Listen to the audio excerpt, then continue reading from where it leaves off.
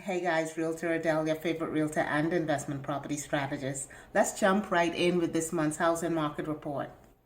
Home sales of existing homes recently fell nationally to a 7-month low. Overall home sales are down 0.7% month over month and down by 15.3% in comparison to just a year ago. This should not be of any great surprise since elevated home prices and interest rates continue to price would-be home buyers out of the marketplace. In this report, we'll review home prices, home price predictions, home price appreciation, touch a little bit on housing affordability, mortgage interest rates, and of course, we'll take a look at housing trends in the metro Atlanta area. Lastly, we'll explore a possible solution to all of this madness.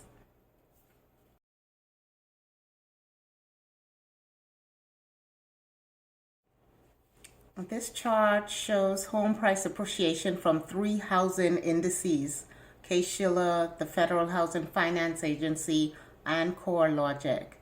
Notice that Case-Shiller's numbers are a bit different from the other two, and that's because their numbers are not seasonally adjusted. Regardless, all indices share the same sentiment, which is the level of home price appreciation is pretty much back to its normal pace. What we're seeing is that the level of appreciation at the beginning of last year, we started with a strong rate of appreciation. And if you look to the left of the chart, that's where I am referencing. Then last summer, the red is when home prices and rates peaked. We saw appreciation slow at that time and even decelerate. By the end of last year, we were seeing price corrections due to overambitious asking prices, and now we're seeing home price appreciation moderate. Note that each market is different. However, overall, we are seeing home price appreciation normalize in most markets. Here's a look at home price appreciation values for the top 20 cities. And you can take a look at the chart and take a look at those numbers. But notice that nine of these cities had 1% of appreciation month over month. Now, last winter, home prices in Las Vegas, Los Angeles, San Diego, and Seattle took a hit in terms of the rate at which home prices were appreciating. Fast forward to this winter, these cities have seen an improvement in home price appreciation. This tells us that despite elevated home prices and out of control interest rates, there's still a healthy demand. People are still buying homes. I think that the new sentiment may be not should I buy a home versus rent, but how can I make the numbers work so that I can buy a home instead of renting. Now, before you chew my head off, of course, I know that each market is different and purchasing a home may not work for everyone at this time. However, I think that there are some home buyers whose sentiment is, how can I make the numbers work? Of course, we know that with rent rates, those cannot be controlled. We cannot control the rate at which a landlord may increase their rent or decide to make any changes. Whereas, of course, with a mortgage, that's a fixed monthly payment that can also be refinanced in the years ahead or at any time that the rates adjust.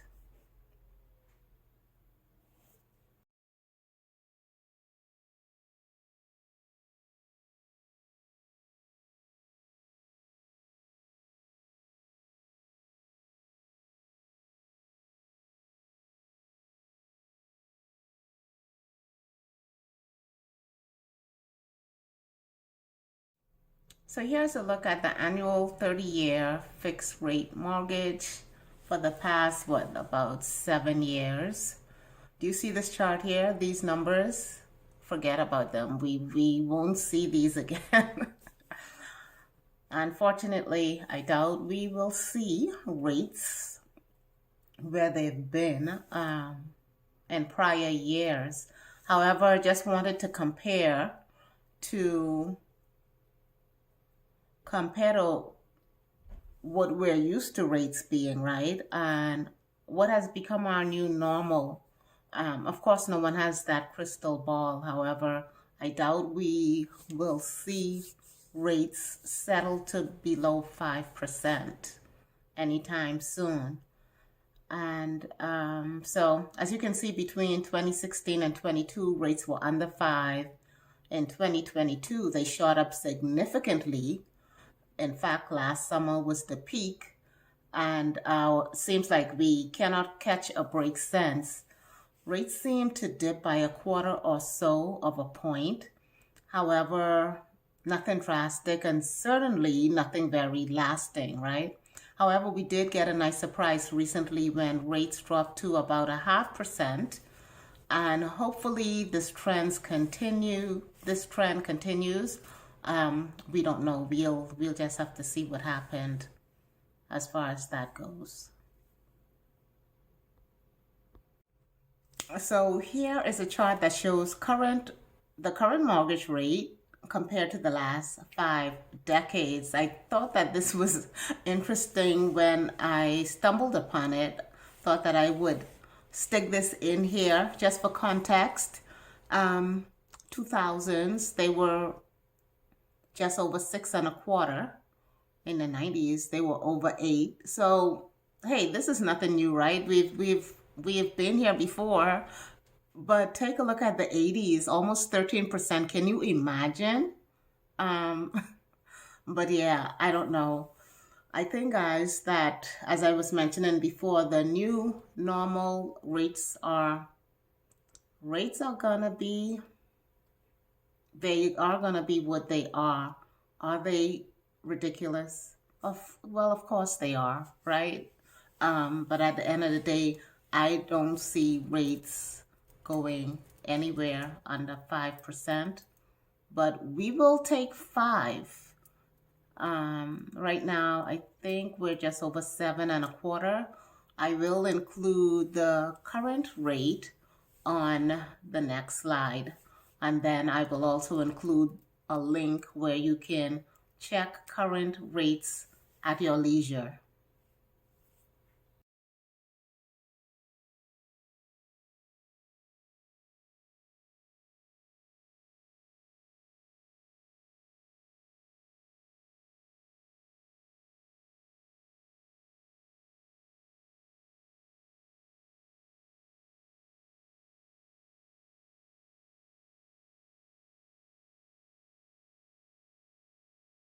Let's take a look at housing market trends for Metro Atlanta.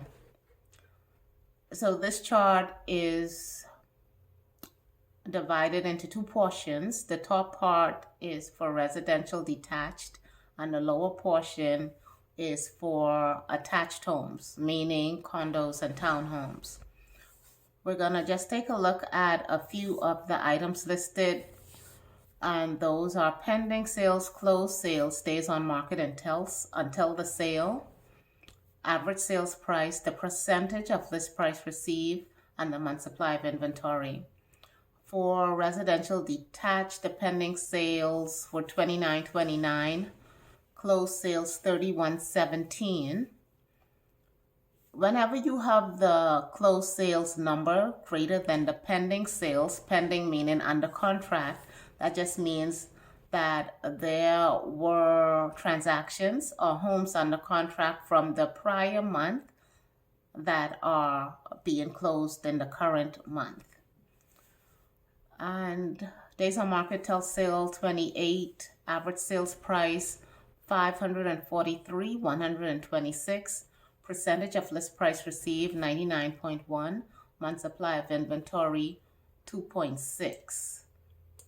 For the residential attached, pending sales were 827, closed were 910, days on market until sale 31, average sales price 406,387, percentage of list price received 99, and month supply of inventory 2.7.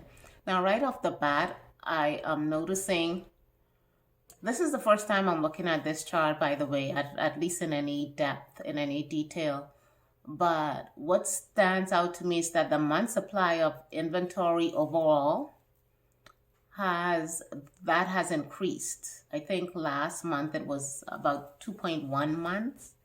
But this is nothing to get excited about, but during the winter months, it's customary for things to slow down a bit, which means that there will be more inventory available. People don't like to move during the winter months. However, if you are a strategic buyer, this is the time when you may want to consider making a purchase because there's less competition.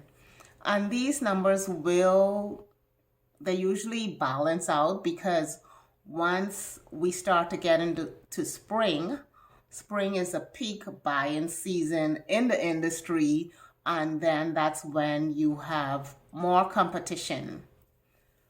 But that's one thing that stood out to me. The days on market are the same in comparison to last month as well. And we can see that sellers are receiving very close to their asking price. Here are a few possible solutions for current home buyers. Maybe consider multi-generational living. So you, the adult child, purchasing a home with your parents or your older parent, and outfitting the home where they have their own separate space and you have your own separate living space as well. I know that can be important. I have, what do I want to say? I have had to make that consideration recently, and so I know that separation is important. However, homes today are very, what do I want to say? It's not impossible to tailor a home to meet you and your family needs, whether it be your parent occupying the main space, which is usually the case because our parents don't want to be walking up and down stairs. So maybe having your parents occupy the main space, and if it's an upstairs with a loft, then you occupy in the upper level of the home, or even the basement if you purchase a home with a basement. Speaking of which, another option for you if the multi-generational living is not your preferred option is to purchase a home with a basement and rent the basement out. Or you can rent out rooms if you purchase a home and there's no basement. Either way, there's that option to sublease, right? So rent out rooms or rent out the basement. I know I recently saw a home that had an apartment over the garage, and I thought that was pretty cool. I hadn't seen one of those for a while, so that actually was a treat for me to take a look at. So there's that. What else is there? Another option is to buy down your interest rate. So it's not unusual in this high rate environment to negotiate with the seller and have them buy down your interest rate. And now it will depend on what you're able to work out, but let's say for all intent and purposes that you're able to work out or negotiate where the seller buys down your rate to 3% lower than the current rate. Current rate, last I checked, was just over 7.25. I think it was 7.29. So then that means for the first year after you purchase your home, for the first year, your mortgage will be 4.29. And then in year 2, it will be 5.29. Now year 3, then it goes to 6.29. But the key would be you need to refinance before the expiration of that rate buy down, because at that point it goes back to the current rate, which in this instance would be 7.29. But the key would be to refinance prior to the rate expiration. So prior to the buy down expiration, I guess is what I want to say. But there is that option, and again, it's not unusual. I've done it a few times for buyers that I'm working with, and there are lenders now so the standard most times when you refinance is that you have closing costs. So sometimes people might be like, oh, well, that defeats the purpose. However, there are a couple lenders that do not charge closing costs when you refinance. So this is a true and real life viable option in this current environment. Hopefully one of these options may work for you if you are currently in the market to purchase a home. Speaking of which, if you would like more information on any of this, please don't hesitate to contact me. To recap, home sales of existing homes are down 15.3% in comparison to a year ago. The national average for home price appreciation is approximately 1%. Elevated mortgage interest rates continue to be a challenge for some home buyers, pricing them out of the marketplace. Average sales price for detached homes in Metro Atlanta is $543,126. For attached homes, $406,387. Average days on market is 30. Month supply of inventory, we're at 2.6. Possible solutions for current home buyers include multi-generational living, renting out a portion of the property, so subleasing rooms, the basement, garage apartment, or other, and buying down the mortgage interest rate. And that's all for now, guys. As always, it's my goal to provide you with accurate information from trusted sources so that you can make the best decisions for yourself and your families. Do me a huge favor, like this video, subscribe, hit the notification bell so that you can be alerted the next time I do a video like this one. See you on the next video. Happy holidays, by the way. Take good care. Bye for now.